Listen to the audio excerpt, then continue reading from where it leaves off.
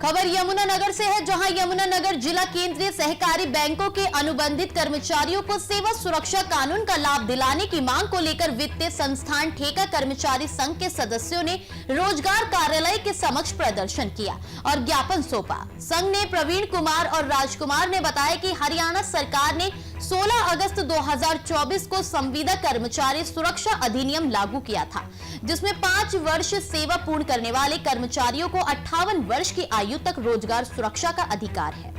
हालांकि जिला केंद्रीय सहकारी बैंकों में अब तक ये कानून लागू नहीं हुआ। संघ ने मांग की है कि 2200 से अधिक अनुबंधित कर्मचारियों को तुरंत कानून का लाभ मिले और जो कर्मचारी इससे वंचित है उन्हें भी शामिल किया जाए। संघ ने चेतावनी दी है कि अगर सरकार ने शीघ्र निर्णय नहीं लिया तो कर्मचारियों को आंदोलन करने के लिए मजबूर होना पड़ेगा। हमारी सरकार से यही मांग है। सरकार की मंशा अच्छी थी, सरकार ने एक अच्छी नीति कर्मचारियों के हित में बनाई, लेकिन कुछ अधिकारी ऐसे हैं जो आपसी मिली भगत की वजह से सरकार की उस योजना का लाभ कर्मचारियों को नहीं देना चाहते। इसमें जैसे सिक्योरिटी सर्विस एक्ट बनाया गया था 2024, उसमें 5 साल तक की अवधि तक के पूरे करने वाले सभी कर्मचारियों को दिया गया था।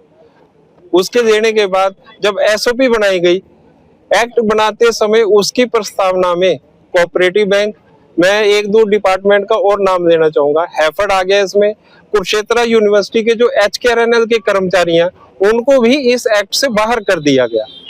इसमें कुछ अधिकारियों की मिली भगत है और वो नहीं चाहते कि इन कर्मचारियों को इस योजना का लाभ मिले। हमारे आज कोऑपरेटिव बैंक में पूरे प्रदेश में एक सांकेतिक हड़ताल है, काम को पूरी तरह से बंद कर दिया गया और ये कदम हमें बहुत ही मजबूरी में उठाना पड़ा जब हमारे पास कोई और रास्ता नहीं बचा। अधिकारी हमारी सुन नहीं रहे, सरकार भी कुंभकर्ण की नींद में जागी है। पोर्टल बनाने से काम नहीं होते। आप उस चीज का संज्ञान लीजिए, किस कर्मचारी को क्या दिक्कत है। आपने जो पॉलिसी बनाई है उसमें कोई कमी रह गई है तो उसको दुरुस्त कीजिए। तो मेरी तो सबसे यही मांग है कि इन सारे कर्मचारियों को हितों को देखते हुए सरकार अपने पोर्टल की रिगार्डिंग जो भी उसकी कंपनी है या जिस डिपार्टमेंट, जिस अधिकारी ने इसके विरुद्धात्मक कार्रवाई की है और वो इस चीज का लाभ कर्मचारियों को नहीं देना चाहते, उनके खिलाफ सख्त एक्शन लिया जाए और इसको अमली जामा पहनाया जाए।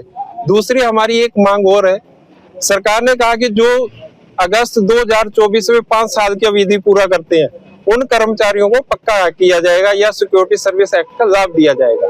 हमारी ये मांग है कि उसके 1 महीने बाद ही या 2 महीने बाद या 15 दिन बाद जिस कर्मचारी को 5 साल हो गए वो कहाँ जाएगा, उसका क्या कसूर है, क्या वो इस सिक्योरिटी सर्विस में एक्ट आने के लायक नहीं है, उसको भी इसका लाभ मिलना चाहिए। और सिक्योरिटी सर्विस एक्ट में एक सुधार करना चाहिए कि जैसे ही किसी भी कर्मचारी की, चाहे वो HKRNL का है, पार्ट 1 का है, आउटसोर्सिंग का है, कोई भी पॉलिसी के तहत लगा हुआ है, जैसे ही उसके 5 साल पूरे होते हैं वो इस एक्ट में ऑटोमेटिक ही आना चाहिए और उसे इस एक्ट का लाभ मिलना चाहिए। मेरी सरकार से यही विनती है कि हमारे इस मामले को संज्ञान में ले और इस पे जल्द से जल्द प्रतिक्रिया अपनी जाहिर करे ताकि कर्मचारियों को ज्यादा से ज्यादा सरकार की इस योजना का लाभ मिले। आज का जो हमारा प्रदर्शन है पूरे हरियाणा के अंदर है। हमारा जो है हरियाणा वित्तीय संस्थान ठेका कर्मचारी संघ संबंधित भारतीय मजदूर संघ के सभी कर्मचारी आज 23 के 23 जिलों के अंदर जो है आज प्रदर्शन कर रहे हैं। हमारी मुख्य मांग ये है, अभी 15 अगस्त 2024 को हरियाणा सरकार ने 1,20,000 कर्मचारियों को रोजगार सुरक्षा के लिए पोर्टल और उनको सिक्योरिटी देने का वादा किया था। उसमें क्या हुआ, उसके बाद सरकार ने तो अपनी तरफ से अपनी मंशा ठीक रखी, लेकिन उसके बाद अधिकारियों ने अपनी चाल चलनी शुरू कर दी। उसमें क्या हुआ, उसके बाद जो हरियाणा कौशल रोजगार में पोर्ट थे उसमें ये इंस्ट्रक्शन भी आई, चाहे वो पार्ट 1 में, चाहे वो पार्ट 2 में है, चाहे वो कॉन्ट्रैक्ट पर भी है, जो 5 साल पूरे करता है 15 अगस्त 2024 तक, उन सभी को जॉब सिक्योरिटी का लाभ दिया जाएगा। उसके बाद जो अधिकारी हैं उन्होंने क्या किया, पहले तो सभी के एनेक्चर फार्म भरवाए, तरह तरह के डिटेल निकलवाई, लेकिन उसके बाद अब एक पोर्टल लॉन्च किया गया जो HKL जिसको डील कर रहा है। उसमें क्या हुआ कि जो कर्मचारी हरियाणा कौशल रोजगार निगम में है और जिनको सरकार उन्होंने अधिकारियों ने अप्रूव किया है, उनका तो OTP भी आ रहा है और उनका जो है पोर्टल पे आज उन्होंने एक कॉन्फ्रेंस की है, DDO को लॉगिन ID और पासवर्ड भी मिल जाएगा। लेकिन क्या है कि जैसे हमारे ये कोऑपरेटिव बैंकों से जो ठेका संस्था अपने यूनियन है, ऐसे बहुत से विभाग हैं। बिजली विभाग में भी जो डीसी रेट का कर्मचारी है जो आचरण में नहीं गया था, उनको भी ये समस्या आ रही है। तो मैं हरियाणा सरकार से ये कहना चाहता हूँ, जो अधिकारी इन चीजों को गलत तरीके से परोस रहे हैं, मैं उनको कहना चाहता हूँ मीडिया के माध्यम से कि अपनी इसमें नीति में सुधार करें और जो कर्मचारी 5 साल पूरे करता है 15 अगस्त 2024 से, उन सभी को इसका लाभ दिया जाए। इसको तोड़ मरोड़ के ऐसा ना किया जाए कि जो आजकल के कर्मचारी उनको उठाने थे वो उठा लिए, अब आके उनके कर्मचारियों के लॉगिन पासवर्ड नहीं हो रहे हैं, ना उनका ओटीपी आ रहा है।